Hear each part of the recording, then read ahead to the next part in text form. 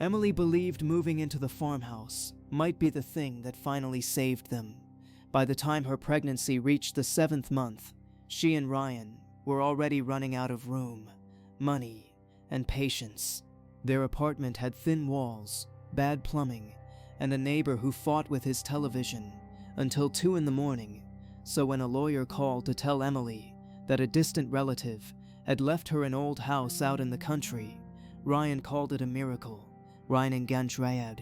The place was nearly an hour outside the city, past 2 gas stations, a shuttered diner, and a road so narrow it looked like it had been forgotten on purpose.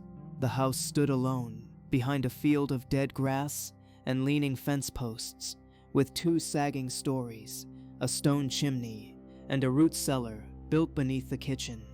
The place should have felt wrong the moment they arrived, but for the first 2 weeks, it felt like rescue.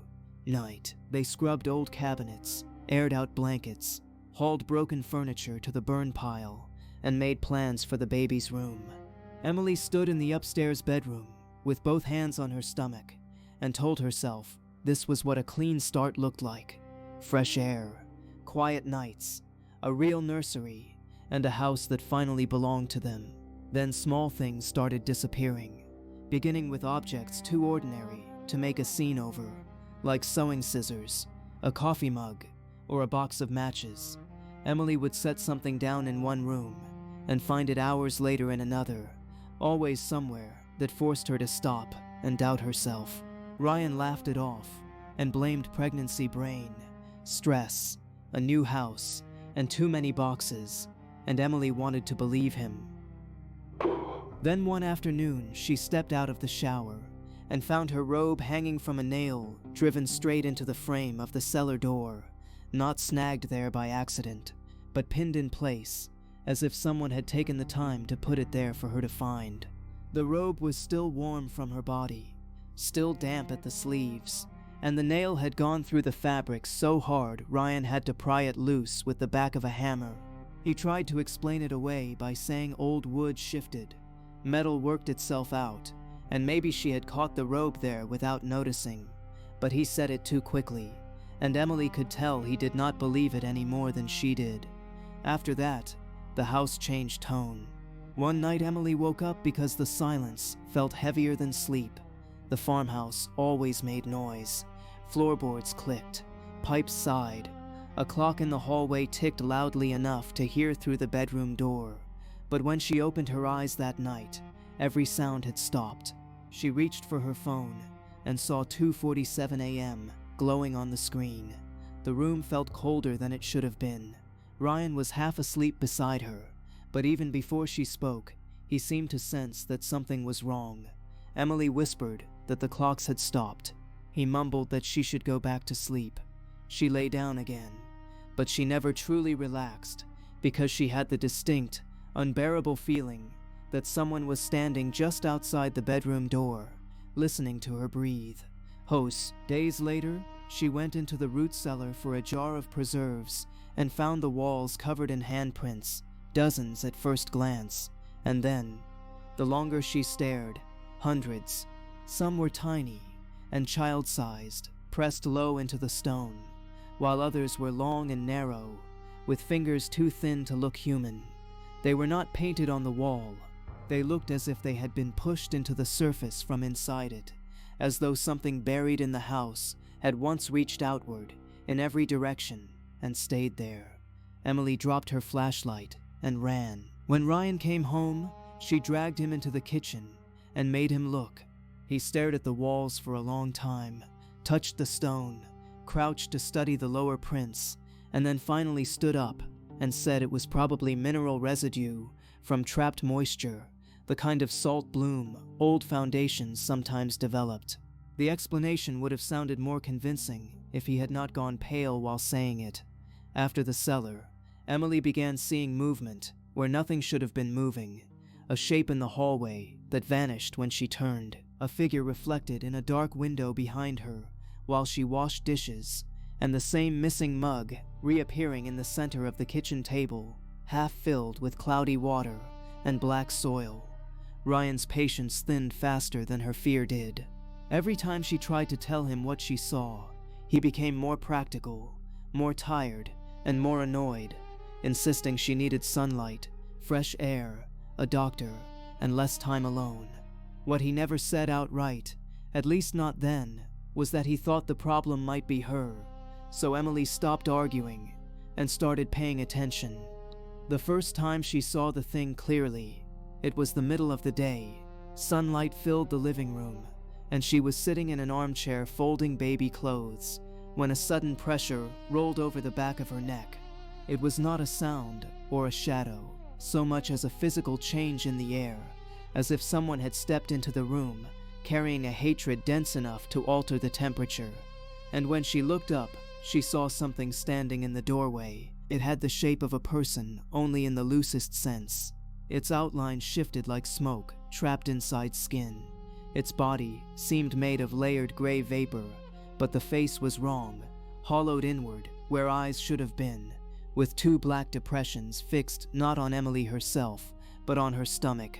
The thing took one slow step forward. The floorboards creaked beneath it, and then, just as a clock upstairs crashed onto the floor, the figure disappeared. That night Emily told Ryan everything. She did not try to sound reasonable anymore. She told him something in that house was watching her and waiting for the baby. She asked him to call a priest, a psychic, anyone. Ryan listened with the frozen expression of someone deciding how much of this conversation he could survive. Then he said she needed a therapist, not an exorcist. That was the moment she understood she was alone. And the answer came from the attic. Emily was looking for old linens when she found a trunk shoved behind a cracked wardrobe. Inside were shawls, letters, broken jewelry, and a weathered household ledger that had been hollowed out to hide folded pages in the spine. The handwriting belonged to the relative who had left them the house, a woman named Agnes Holloway, and what Emily found there was not a diary so much as a confession. Long before the house was built, the land beneath it had been used for offerings. People in the Holloway bloodline had a history of infants who did not survive, and Agnes had buried 3 children of her own before she went out to the field at midnight and made a bargain with something she called the keeper below. It promised that every child born after the first would live, healthy and strong and spared. But in return, the first child of every new branch of the family would belong to it, in the most literal sense. Emily read those pages 3 times before the truth finally settled in. The thing in the doorway had never been watching her at all, because it had been watching the baby. The next morning, she drove into town and found the only church still open on a weekday afternoon. Father Nolan looked younger than she expected, but his eyes changed when he saw the photos on her phone. He came to the house the next day, said prayers through every room, and sprinkled holy water along the walls. When he reached the cellar door, he stopped speaking and stood there for several long seconds, doing nothing except listening. Then he touched holy water to the wood, and it hissed with a sharp, unmistakable sound, like water striking hot iron, not metaphorically, and not in Emily's imagination. Father Nolan finished the blessing, but he would not go down into the cellar. Hold that thought. Subscribe, like, bell. The story isn't finished yet. He left.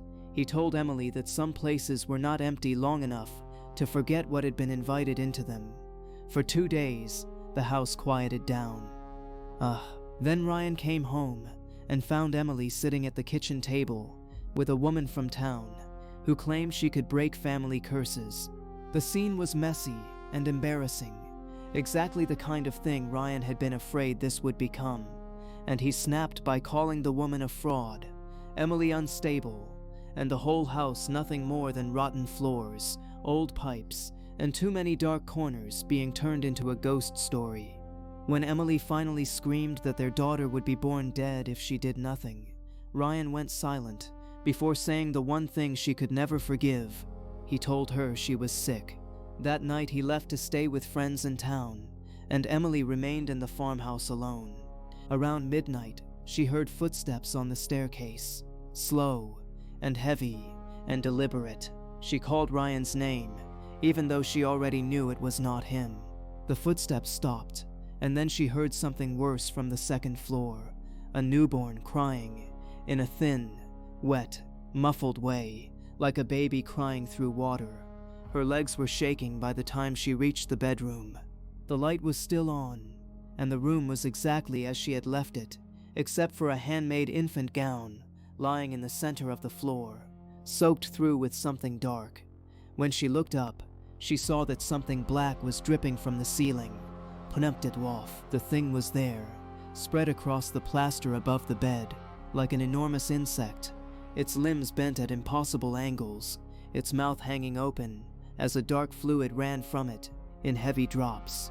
Then its head rotated and locked onto her, and at that exact moment, Emily felt the first real contraction, turned, and ran. By the time she reached the kitchen, the labor pain had sharpened enough to buckle her knees. She grabbed the heaviest thing within reach, a cast iron skillet hanging beside the stove, and pressed herself into the corner, between the wall and the old oven, while the next contraction tore through her. The cellar door exploded inward. A blast of freezing, rotten air rushed into the room. Wet handprints spread across the cabinets, windows, and walls, as if invisible hands were pressing out from the inside of the house. And then the thing emerged from the cellar. It seemed larger now, not because it had grown, but because it was no longer pretending to fit the size of a human body. Voices came with it, dozens of them, small crying voices that sounded like children who had never been allowed to become children. As the thing reached toward Emily, she suddenly understood the detail that mattered most. It had waited, haunted, and threatened, but it had never simply taken, because Agnes had written that it demanded payment, which meant the bargain still mattered. Emily forced herself upright and shouted into the dark shape that she was not Agnes Holloway. She had never promised a child. She had never knelt in a field and offered blood. The debt was not hers to honor. The thing stopped moving, its head tilting slightly, as if it were listening. Another contraction nearly dropped her to the floor, but Emily kept talking. Then she realized even that argument was too small, because the real answer was not legal at all, but moral. The bargain had survived this long because every terrified mother before her had believed the same lie, namely that surrender could protect what remained.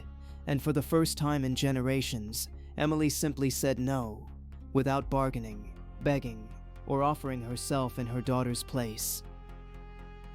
She raised the skillet and swung hard through the air in front of her, not because iron was magic, but because it gave shape to her refusal. The thing recoiled, the handprints on the walls blurred, and began to slide downward. A sound burst out of the cellar that did not resemble any animal Emily had ever heard. It was part wind, part shriek, part the breaking of something ancient that had gone too long unchallenged. The figure collapsed inward on itself, folding like burning webbing, and was pulled back toward the dark opening below. The cellar door slammed shut so hard, the light fixture above Emily shattered, and then everything went quiet.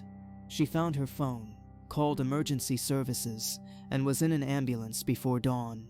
Ryan made it to the hospital after the baby was born, and found a healthy girl who was breathing, crying, and fully alive. Beställning. He tried to apologize, but Emily did not let him get far. Whatever had lived in that house was not the only thing that had been waiting for her to break. Ryan had abandoned her at the one moment when belief was the difference between standing and collapsing. And while the farmhouse had shown her one kind of inheritance, he had shown her another, so Emily left him. Later, after she had moved in with her mother and the divorce papers were filed, she kept returning to one thought. Maybe the thing beneath the house had never needed strength at all, and maybe it only needed fear, because every generation had fed it in exactly the same way, not by force, but by surrender. That possibility frightened her more than the creature itself, since if terror can make people hand over what they love most, then evil does not always need to break the door down, and can simply wait in the dark until someone decides resistance is hopeless. Emily never went back to the farmhouse, and years later, when her daughter was old enough to ask why they never visited the old family property, Emily still could not bring herself to tell the whole story. She only said that some houses are built on bad ground, and some debts survive for generations because no one ever says no out loud.